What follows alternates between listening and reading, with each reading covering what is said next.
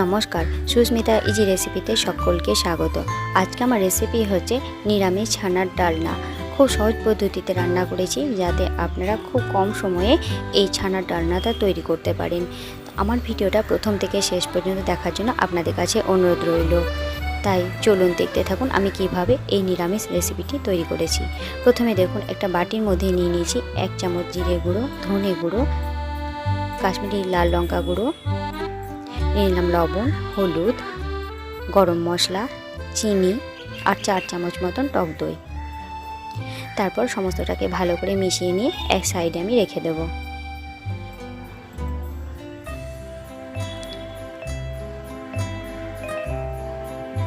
এবার একটা মিক্সির বাটিতে নিয়ে নিয়েছি কিছু পরিমাণ চারমগজ আর কাজু, ভালো করে পেস্ট করে নেব।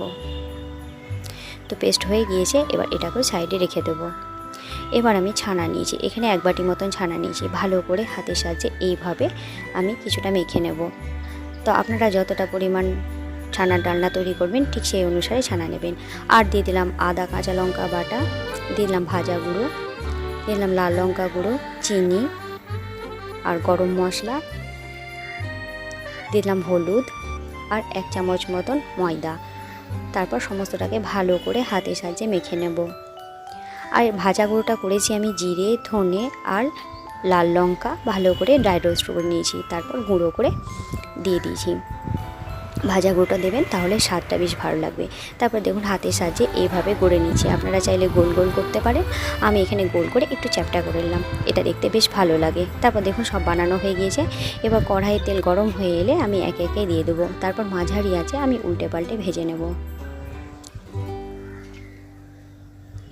এপিট ওপিট করে ভেজে নেব। আপনারা যে কোনো নিরামিষ দিনে, হয়তো অনেকে ভাবেন যে নিরামিষ দিনে কী রান্না করব, তো আপনারা এই রেসিপিটা তৈরি করতে পারেন। খেতে কিন্তু দারুণ লাগে, গরম গরম ভাতের সাথে তো অসাধারণ লাগে। তারপর দেখুন এক পিঠ হয়ে গিয়েছে, আর এক পিঠও উল্টে নিয়েছি। তো আমার দেখুন উল্টে পাল্টে ভাজা হয়ে গিয়েছে লাল লাল করে। এবার আমি একটা প্লেটে তুলে নেব সবগুলো। এবার আমি গ্রেভিটা করে নেব।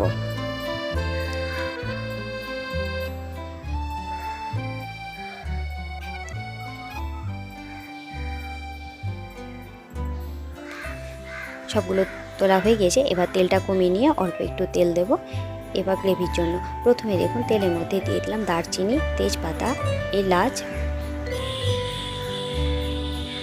আর দিয়ে দিলাম এখানে হিং, কারণ নিরামিষ রান্নায় হিংয়ের স্বাদটা দারুণ লাগে। তারপর ভালো করে একটু নেড়ে চেড়ে নিলাম। তারপরে এর মধ্যে দিয়ে দিলাম সেই আদা আর কাঁচা লঙ্কার পেস্ট। এবার একটু নেড়ে নিয়ে যে মশলাটা আমি তৈরি করে রেখেছিলাম সেটা দিয়ে দিলাম। তারপরে আবার একটু নাড়াচাড়া করে নেব।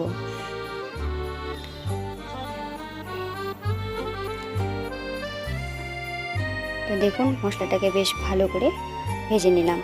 এবার আমি একটু জল দিয়ে দিলাম এর মধ্যে।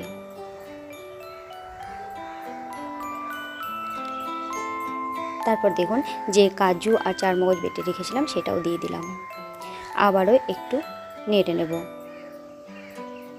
এবার একটু বেশ ভালো করে কষিয়ে নেব।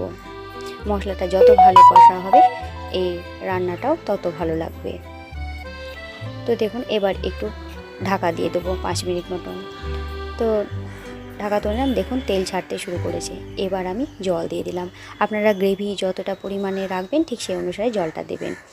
তো জলটা দিয়ে আবার একটু নাড়াচাড়া করে ঢাকা দিয়ে ঢেকে রেখে দিলাম। তো দেখুন আমার গ্রেভিটা ফুটতে শুরু করেছে। এই অবস্থায় এবার আমি যে ছানার ডালনা তৈরি করে রেখেছিলাম সেগুলো একে একে দিয়ে দেবো। এবার সবগুলো দেওয়া হয়ে গেলে আবার একটু নেড়ে নিয়ে ঢাকা দিয়ে ঢেকে রেখে দেবো। তাহলে যে ছানার ডালনাগুলো আছে সেগুলোর মধ্যে এই গ্রেভিটা বেশ ভালো মতন ঢুকে যাবে। তো দেখুন আমার যে ছানার ডালনাগুলো আছে সেগুলো ফুলে কি সুন্দর বড় বড় হয়ে গিয়েছে, আর দেখুন ভাজতেও শুরু করেছে। তার মানে ওই গ্রেভিটা বেশ ভালো মতন ঢুকে গিয়েছে, আর খেতেও কিন্তু অসাধারণ লাগবে। তারপর দেখুন নামানোর আগে অল্প একটু ঘি দিয়ে দিলাম। তারপর ঘি দেওয়ার পর শেষে দেখুন একটু আমি এখানে নিয়েছি কাসুরি মেথি, আপনারা চাইলে ধনেপাতাও দিতে পারেন। তো কসুরি মেথিটাকে হাতে সাজিয়ে একটু দোটে নিয়ে দিয়ে দিলাম। তারপরে দেখুন প্লেটে আপনাদেরকে সার্ভ করে দেখাচ্ছি যে কেমন হয়েছে। আপনারা যে কোনো নিরামিষ দিনে এই ছানার ডালনাটা তৈরি করতে পারেন।